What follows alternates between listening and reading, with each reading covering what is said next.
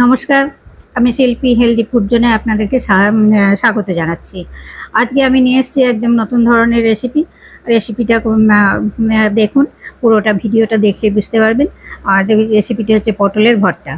পটলের ভর্তাটা আমি কি করে করছি, পটল যদি অনেক সময় শুকিয়ে যায়, অনেক সময় হয়ে যায়, সেই পটলকে ফেলে দেবেন না।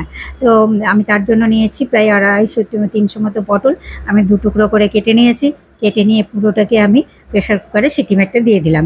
একটু দিয়ে দিয়েছি তার মধ্যে লবণ আর হলুদ। আপনাদের কাছে অনুরোধ রইল পুরো ভিডিওটা দেখার জন্য।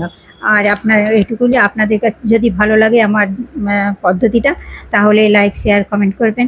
আর চ্যানেলটা সাবস্ক্রাইব করলে আমি আরও নতুন ভিডিও করতে উৎসাহ পাবো, এই অনুরোধ রাখি। পটলটা আমার মোটামুটি সিদ্ধ হয়ে গেছে। আমি কিন্তু খোসাগুলো ছেলা যাচ্ছিল না, আমি কিন্তু সেই জন্য পটলগুলোকে ফেলে দিইনি। আমি খোসা সমেত পটলগুলোই কিন্তু দিয়ে দিয়েছি। আমি একটা ঘুটনা দিয়ে এবার আমি ভালো করে ব্লেন্ড করে নিচ্ছি। ব্লেন্ডারে ব্লেন্ড করলে বেশি একদম হয়ে যাবে। একটু যদি দানা দানা না থাকে তাহলে ভালো লাগবে না খেতে, সেই কারণের জন্য আমি ভালো করে কিন্তু একটু ডাল ঘুটনির মতো দিয়ে আমি করে নিচ্ছি, থেতো করে নিচ্ছি একটু। এবার আমার হয়ে গেছে, আমি এদিকে কড়াই বসিয়ে দিয়েছি। তাহলে আমার পটল রেডি হয়ে গেছে। আমি পটলের মধ্যে একটু আলু দিয়েছিলাম, একটা ছোট্ট আলু দিয়েছিলাম। তো আমার ওই পটলটা রেডি করা হয়ে গেছে, কড়াই বসিয়ে দিয়েছি। কড়াইয়ে দিয়ে দিলাম আমি তেল, সর্ষের তেলেই করবো রান্নাটা। দিয়ে দিলাম শুকনো লঙ্কা, কাঁচা লঙ্কা, গোটা গরম মশলা, জিরে ফোড়ন দিয়ে দিলাম। এবার দিয়ে দিলাম আমি রসুন। আর প্রথমেই দিয়ে দিলাম, আমি প্রথমে একটুখানি চিনি দিয়েছি। তার কারণ হচ্ছে রসুন দিয়ে করছি তো, রসুন দিয়ে করলে তার মধ্যে যদি তেলের মধ্যে চিনি দেওয়া যায় তাহলে কালারটা খুব সুন্দর হয় আর দেখতে খুব সুন্দর হয়। তার মধ্যে আমি দিয়ে দিলাম পেঁয়াজ দিয়ে দিলাম। এটাকে আমি খুব সুন্দর করে আগে ভেজে নেব। একটু লবণ দিয়ে দিলাম, পেঁয়াজটা ভালো তাড়াতাড়ি নরম হয়ে যাবে, সেই কারণের জন্য একটু হলুদও দিয়ে দিলাম। এইবার সুন্দর করে আমি ভেজে নেব।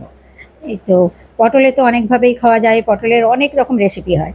তো পটল যদি কোনো কারণে শুকিয়ে যায় বা পটল যদি কোনো কারণে অনেক সময় একটু জলসা জলসা হয়ে যায় কেমন অতিরিক্ত গরমে, আমি এর মধ্যে একটু টমেটোও দিয়ে দিয়েছি একটা।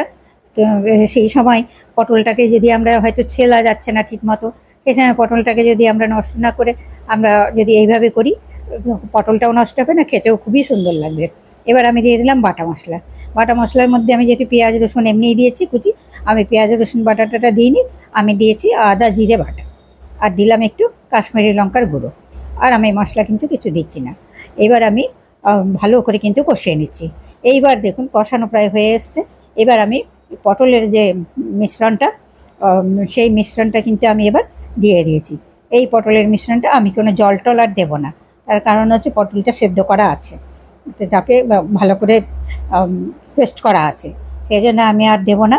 দেখুন পটলের মধ্যে পটলের তরকারিটা, এবার যে পটলটা হয়তো আমরা বাদ দিয়ে ফেলে দিতে যেতাম, সেই পটলের তরকারিটা কিন্তু সুন্দর একটা রূপ পেয়ে গেল এবং আমাদের সুন্দর একটা রেসিপিও হয়ে গেল।